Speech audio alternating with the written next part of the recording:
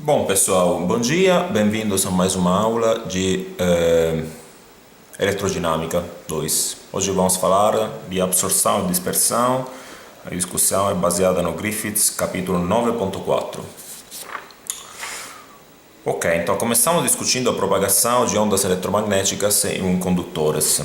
Então, em condutores vale a relação ohmica entre a densidade de corrente e o campo elétrico. Os dois são proporcionais com a proporcionalidade sigma, que é o coeficiente, que é a condutividade. Tá? Isso significa que as nossas equações de Maxwell dentro do condutor assumem a fórmula divergência de E igual ρ livre, densidade de carga livre sobre epsilon,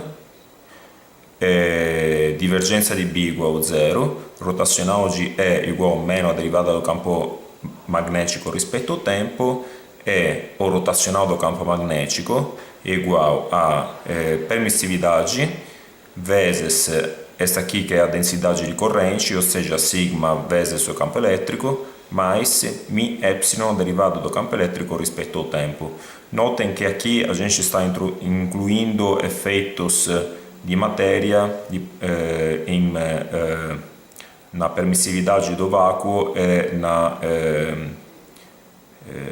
na constante dielétrica epsilon. Tá? Então, junto com as equações de Maxwell, a gente tem que considerar a equação de continuidade, que expressa a lei de conservação da carga elétrica, que diz que a divergência da densidade de corrente é igual a meno a derivada da densidade de carga elétrica livre rispetto ao tempo. Tá? Estamos falando de densidade de corrente de cargas livres e densidade de cargas livres. Tá? Então podemos escrever substituindo por JL esta expressão. Temos que a derivada da densidade de carga livre rispetto ao tempo é igual a menos sigma, divergência do campo elétrico.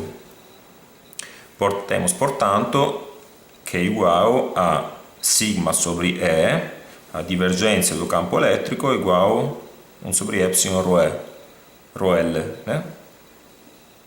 Agora podemos integrar esta equação tendo que a densidade de cargas livres em função do tempo é igual ao exponencial de menos sigma sobre epsilon t vezes a densidade de carga livre no instante, por exemplo, que consideramos zero, na condição inicial. Agora, definindo tau igual a epsilon sobre sigma, a gente descobre que este valor epsilon sobre sigma, por exemplo, em um condutor muito bom como o cobre, vale da ordem de 10 a menos 19 segundos. Isso significa que se até a gente tiver uma densidade de carga elétrica inicial dentro do condutor, em um múltiplo de 10 a menos 19 segundos, esta densidade de carga elétrica vira extremamente pequena, certo? Isso vale dentro do condutor. O que acontece? Acontece que a carga elétrica livre se acumula nas paredes. Isso a gente já sabe, né? Sabemos que a densidade de carga livre dentro dos condutores é, em boa aproximação, igual a zero. Então, a gente tem as equações de Maxwell simplificadas que dizem que a divergência do campo elétrico é igual a zero dentro do condutor, a divergência do campo magnético é igual a zero, o rotacional do campo elétrico é igual a meno a derivada do campo magnético rispetto ao tempo, e o rotacional do campo magnético é igual a mi sigma vezes o campo elétrico mais mi epsilon a derivada do campo elétrico rispetto ao tempo. Agora poderíamos repetir as manipulações algébricas para encontrar as equações de onda, ou seja, estudar, por exemplo, o rotacional do campo elétrico para obter a equação de onda para o campo elétrico. Tá? Vocês podem refazer as contas em casa para descobrir que o laplaciano do campo elétrico igual a mi epsilon derivada segunda rispetto ao tempo do campo elétrico mais mi sigma derivada rispetto ao tempo do campo elétrico. Então a gente descobre que em um meio condutor onde vale a equação, a lei de Ohm local, na equação de onda para o campo elétrico temos também um termo que é proporcional à derivada primeira rispetto ao tempo. E isso faz toda a diferença por uma razão que a gente vai discutir em breve. Uma equação parecida podemos encontrar para o campo magnético. Também para o campo magnético temos um termo na equação de onda que é proporcional à condutividade sigma. Tá? Então, se a gente agora repete, tentamos encontrar equações de onda planas, por exemplo, uma onda plana que se está propagando na direção z, então temos na notação complexa que o campo elétrico complexo de z de t igual a amplitude complexa vezes E alla I K. Agora, este termo K, que seria o número de onda, a gente tem que considerar como um termo complexo, um coeficiente complexo. Já vamos ver porquê. Então temos E alla I K complexo Z menos ômega T. Substituindo esta expressão na equação de onda, a gente tem que K complexo ao quadrado deve ser igual a mi epsilon ômega quadrado. Esse termo vem daqui, tá? Mais I mi sigma ômega. Esse termo vem daqui. Então vocês estão vendo que o termo com derivada segunda tem um coeficiente mi sigma, isso resulta nesse termo.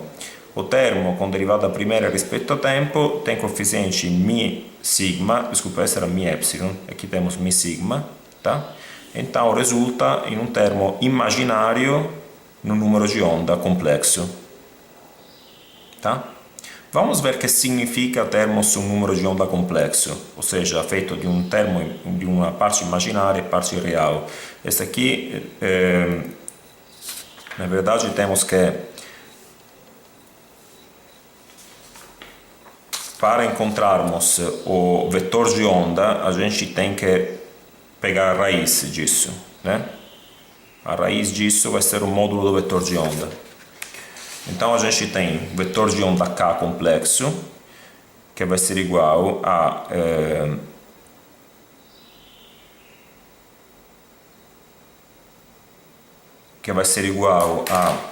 essa aqui, K ao quadrado, que vai ser igual na parte real e uma parte imaginária, certo?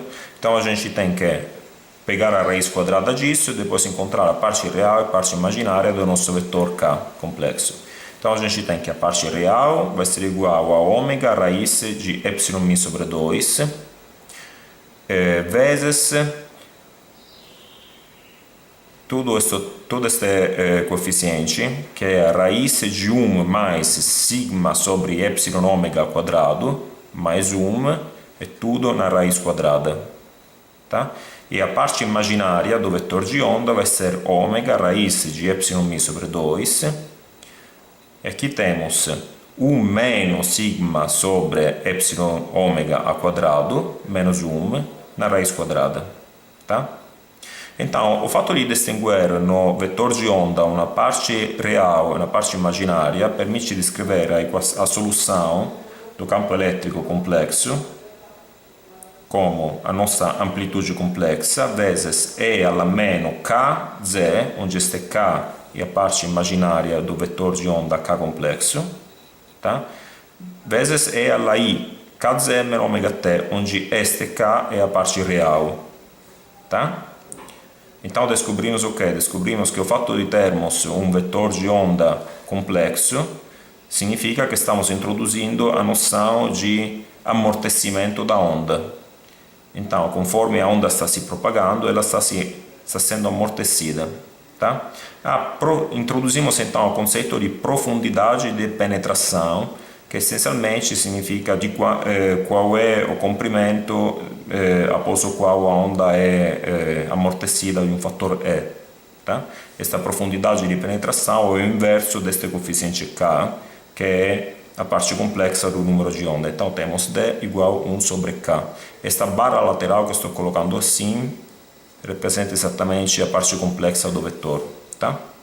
Podemos de novo introduzir o comprimento de onda igual a 2π sobre K, onde esta K é a parte real, a velocidade de fase, que é igual a ômega sobre K, e o índice de refração, que é a razão entre a velocidade de fase e a velocidade da luz. Na verdade é inverso, né? É a razão entre a velocidade da luz e a velocidade de fase. Ok. Então, a gente encontrou essas relações simplesmente substituindo a nossa onda planas na equação de onda. Agora temos que ver quais são os vínculos que as equações de Maxwell estão impondo nas ondas eletromagnéticas. Então, em primeiro lugar, o fatto che a divergência do campo elétrico e a divergência do campo magnético são iguais a zero significa que o campo elétrico e o campo magnético são transversais. Em segundo lugar, sendo transversais, consideramos, por exemplo, o campo elétrico paralelo ao eixo X, tá? Porque o campo elétrico está se propagando na direção Z, tá? Então, a gente tem um campo elétrico da forma E0 tilde, que é a amplitude complexa, e alla meno Kz, onde este K é o inverso do coeficiente de absorção, vezes E alla I, K, número de onda Z, menos ômega T na direção X. Tá? Da mesma forma, a gente pode escrever uma equação parecida para B. O que é interessante é descobrir qual é a relação entre E0 e B0. Tá? Isso a gente já viu, se faz vendo a condição que o rotacional de E é igual a menos a derivada de B rispetto ao tempo. Né?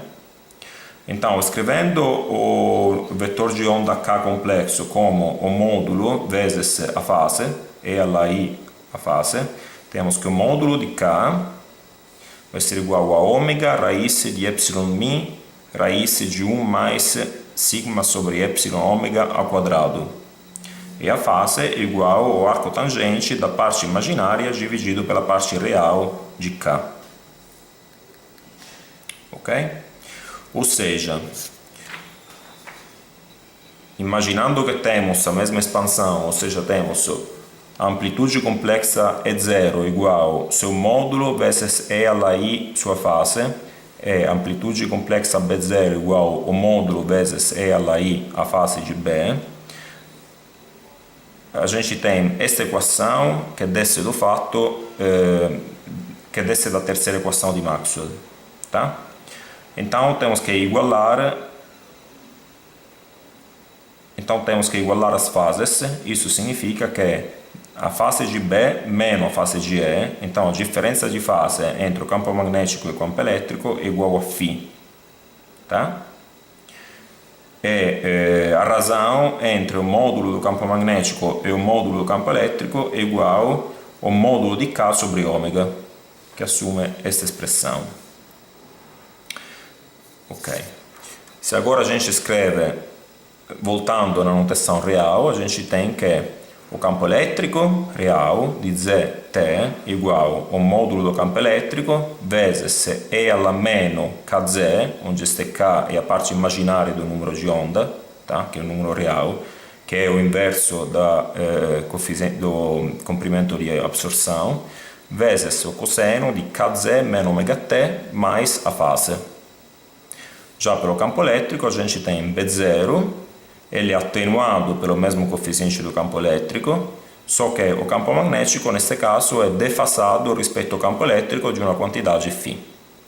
Então, a gente tem a seguinte imagem, tá? A gente tem um campo elétrico que vira cada vez menor em tamanho, tá? A onda está se propagando ao longo da direção Z. Temos o campo magnético que é ortogonal ao campo elétrico, mas com a diferença de fase. Ok. Então, até agora a gente discutiu uma onda eletromagnética que está se propagando no interior de um condutor. Vamos ver o que acontece nas interfaces entre um dielétrico e um condutor. Então, as condições de interfaces a gente já viu um tempinho atrás, são as seguintes, são que ε1 E1 é a componente ortogonal à interface do vetor do campo elétrico E2, ou seja, imediatamente próximo da interface, mas dentro do material E2 é E2 ortogonal é a componente ortogonal do campo elétrico próximo da interface, mas dentro do material 2. Então, estamos dizendo, essa aqui essencialmente é a discontinuidade, está ci dizendo qual é a discontinuidade no campo elétrico, que é proporcional à densidade superficial de carga livre no campo elétrico. Tá? A gente tem também que a discontinuidade no campo magnético deve ser igual a zero, porque não temos cargas magnéticas. A gente tem também que a discontinuidade das componentes paralelas do campo elétrico deve ser igual a zero. Tá? E temos também que a discontinuidade das componentes paralelas do campo magnético é proporcional à densidade superficial de corrente livre, que consideramos igual a zero porque estamos em um condutor ômico. Em um condutor ômico temos que a densidade de corrente elétrica é proporcional ao campo elétrico, e como o campo elétrico é finito, a densidade de carga de corrente elétrica deve ser finito, então a densidade superficial deve ser igual a zero. Tá? Então, esse termo é igual a zero. Ok?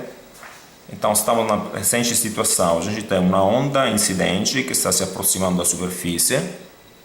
Tá? Está se aproximando da superfície. Temos o material 1 e o material 2. O material 1 é um dielétrico perfeito. O material 2 é um condutor. Tá? Depois temos a onda refletida e a onda transmitida. Então, acompanhando de novo o raciocínio que acompanhamos nas aulas anteriores para encontrar os coeficientes de reflexão e transmissão, tá? A gente escreve explicitamente o campo elétrico da onda incidente, o campo magnético da onda incidente, o campo elétrico da onda refletida, o campo magnético da onda refletida, o campo elétrico da onda transmitida e o campo elétrico da onda transmitida. Aqui o que eu gostaria de destacar é o seguinte: no caso do campo elétrico da onda refletida, a gente tem que esta onda está se propagando na direção negativa do eixo Z, com o número de onda K1 real, tá? Porque é um dielétrico. Tá? Já no caso da onda transmitida, temos o número de onda K2 complexo, porque é um condutor. Tá? E a gente viu que nos condutores temos dissipação, então temos comprimento de absorção dentro do material. Ok? Escrevemos também o coeficiente da amplitude do campo magnético desta forma, deixando explicitamente K2 complexo sobre ômega. Ok? Então, agora temos estas três ondas: onda incidente, onda refletida, isto aqui no material 1, e onda transmitida no material 2. Temos que impor as condições de borda. Então, impondo as condições de borda, a gente descobre, em primeiro lugar, que a densidade superficial de carga livre é igual a zero, porque a componente ortogonal do campo elétrico é sempre zero. Estamos com incidência normal à superfície. Em segundo lugar, a componente ortogonal do campo magnético é igual a zero. Isso por como estamos construindo as ondas, então a segunda condição de contorno é automaticamente satisfeita. Em terceiro lugar, temos que a soma das amplitudes complexas do campo elétrico incidente e refletido deve ser igual à amplitude complexa do campo elétrico transmitido. Em quarto lugar, temos esta condição, difícil de ler. Temos essencialmente, esta aqui vem da quarta condição de borda do campo magnético. Então vocês estão aqui reconhecendo, esta aqui é a amplitude do campo magnético no incidente no material 1, esta aqui é a amplitude do campo magnético incidente para a onda refletida, e esta aqui é a amplitude do campo magnético transmitido. Tá? Então, podemos combinar essas equações para ter que a amplitude do campo elétrico incidente menos a amplitude do campo elétrico refletido é igual a beta complexo vezes a amplitude do campo elétrico transmitido, onde beta é dado por esta definição. Tá? Então, vamos ver agora. Podemos encontrar que a amplitude do campo elétrico refletido vai ser igual a 1 menos beta dividido por 1 mais beta vezes o campo elétrico incidente. E a amplitude do campo elétrico transmitido vai ser igual a 2 dividido por 1 mais beta vezes o campo elétrico incidente. Agora, num condutor perfeito, a gente tem que a condutividade vai para infinito. Isso significa que o vetor de onda, esta aqui é a parte real K2, que tem esta expressão, vocês estão observando que depende de sigma, aqui. Ou seja, anche essa expressão vai para infinito, tá? Ou seja,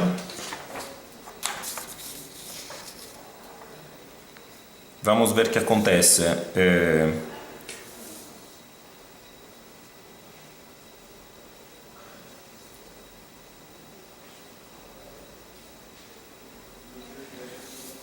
Ou seja, temos que K2 é muito grande.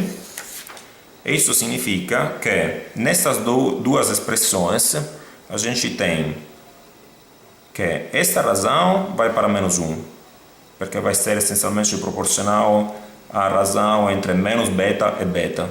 Então vai para menos 1 e esta razão vai para 0.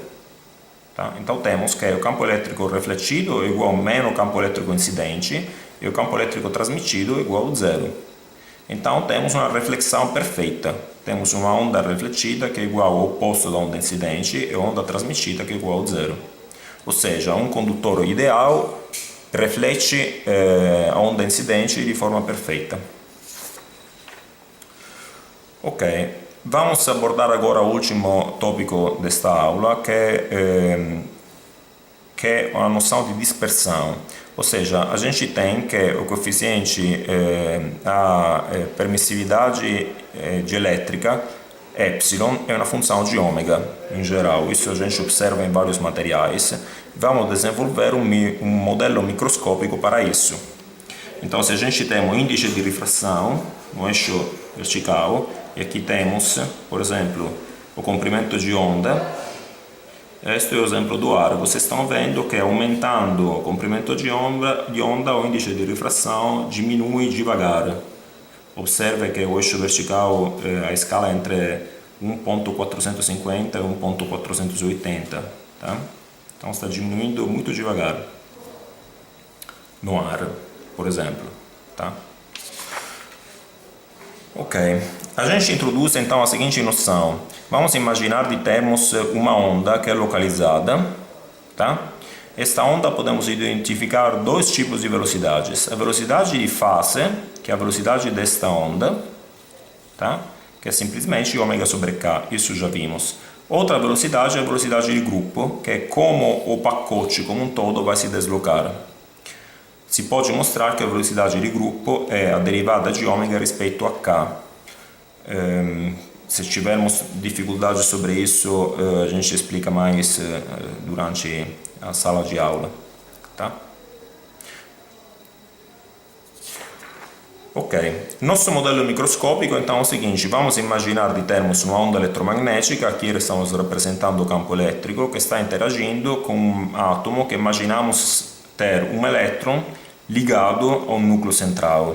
Então estamos imaginando que este elétron é ligado por meio de um potencial harmônico. A gente quase sempre pode considerar uma aproximação de potencial harmônico para os potenciais perto do mínimo. Tá? Então temos um elétron ligado ao núcleo ou ligado ao átomo com um potencial que é de tipo harmônico. Tá? E vamos ver como esta onda eletromagnética está interagindo com este modelo de átomo. Então, sendo x o deslocamento do elétron rispetto ao átomo, a gente tem uma equação de Newton que diz que m vezes a derivada segunda de x rispetto ao tempo é igual à força total que está agindo. Aqui não estou colocando o símbolo de vetores porque estamos em uma dimensão só. Esta força total é a soma da força de legame mais da força de amortecimento mais da força motriz, sendo que a força de legame é dada pelo potencial harmônico, então do tipo menos kx ou menos m ômega 0 ao quadrado x, onde ômega 0 é uma frequência característica do elétron ligado ao átomo. A força de amortecimento é uma força proporcional à velocidade, então podemos escrever como menos m gamma a derivada de x rispetto ao tempo. A origem desta força de amortecimento pode ser, por exemplo, que quando um elétron está em oscilação, quando o elétron é em oscilação, ele emite radiação eletromagnética, então perde energia, então é amortecido. Tá? A força motriz é devido ao campo elétrico externo da onda que está interagindo com o átomo, Então é a carga elétrica vezes o campo elétrico, e carga elétrica vezes é zero, a amplitude do campo elétrico, vezes cosseno de ômega t. Então a gente agora pode resolver esta equação na notação complexa. Então temos que o deslocamento do elétron complexo vai ser uma certa amplitude vezes ela menos i ômega t, onde a amplitude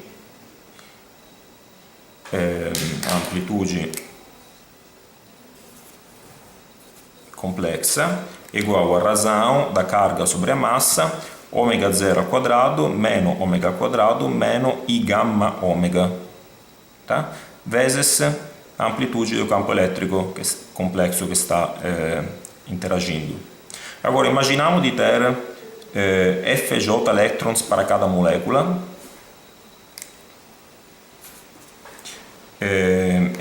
Estes elétrons, indicados como J, possuem uma frequência típica ômega J e um coeficiente de amortecimento gamma J. E consideramos que temos N seja a densidade de moléculas. Então, a polarização, tá? A polarização do material é dado por N vezes... então, temos que considerar o vetor o dipolo de cada molécula, né? É N vezes o dipolo de cada molécula. Agora, o dipolo de cada molécula a gente pode escrever como Q vezes X, tá?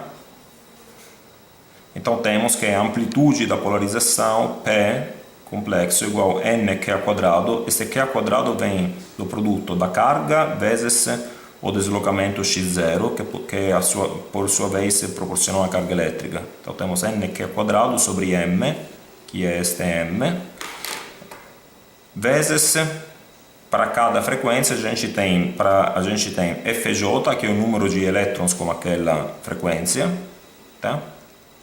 Dividido por este fator, aqui temos ômega j menos ômega ao quadrado, menos i gamma j vezes ômega, vezes a amplitude do campo elétrico E. Tá? Então a gente descobre que o vetor de polarização é proporcional ao campo elétrico, isso já é como era esperado. Então temos que P igual a ε0, Q vezes o campo elétrico, onde Q é a suscetibilidade elétrica. Então a gente pode introduzir a permissividade elétrica, ε igual a ε0, 1 mais Q, que neste modelo tem a forma 1 mais Nq ao quadrado sobre m ε0, soma por J de Fj dividido por ômega J ao quadrado menos ômega ao quadrado menos I gamma J ômega. Tá? Então vamos ver o que significa termos uma permissividade complexa. Tá? Então na equação de onda, se a gente escreve uma equação de onda com a permissividade complexa e tentamos resolver com uma onda plana, uma solução de onda plana desta forma, campo elétrico igual a uma certa amplitude vezes E alla I K, a gente descobre que neste caso também temos que considerar K complexo. E K complexo significa que vamos ter absorção. Tá? Só que esta vez a absorção não é dada pela lei de Ohm, mas é dada pela dissipação do campo elétrico pelas moléculas. Tá? Então temos, neste caso, temos que K complexo vai ser a raiz de epsilon complexo vezes μ0 vezes ômega. E de novo, este K complexo podemos escrever como soma de parte real mais parte imaginária. A parte imaginária vai dar uma absorção do campo elétrico. Então temos o campo elétrico vai ser igual, vai ser de Z de T, vai ser proporcional com amplitude vezes um coeficiente que está te descrevendo a absorção vezes outro termo que está descrevendo como a onda está se propagando. Tá?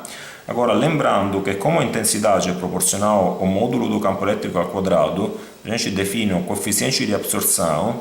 Tomando este quadrado aqui, vamos ter um fator 2, não exponencial, né? Isso significa que vamos definir o coeficiente de absorção alfa igual a 2 vezes a parte imaginária do vetor número de onda complexo K. Tá? A índice de refração vai ser igual à razão entre a velocidade da luz e a velocidade da fase, e a velocidade de fase é a razão entre ômega e K, onde este K é a parte real. Ok. Continuando, em muitos materiais, por exemplo em gases, a gente tem que epsilon é muito menor que 1. Ou seja, podemos fazer a aproximação que raiz de 1 mais epsilon é por volta de 1 mais epsilon sobre 2. Tá? Então, estão vendo aqui. Né? Então, temos que o número de onda complexo vai ser igual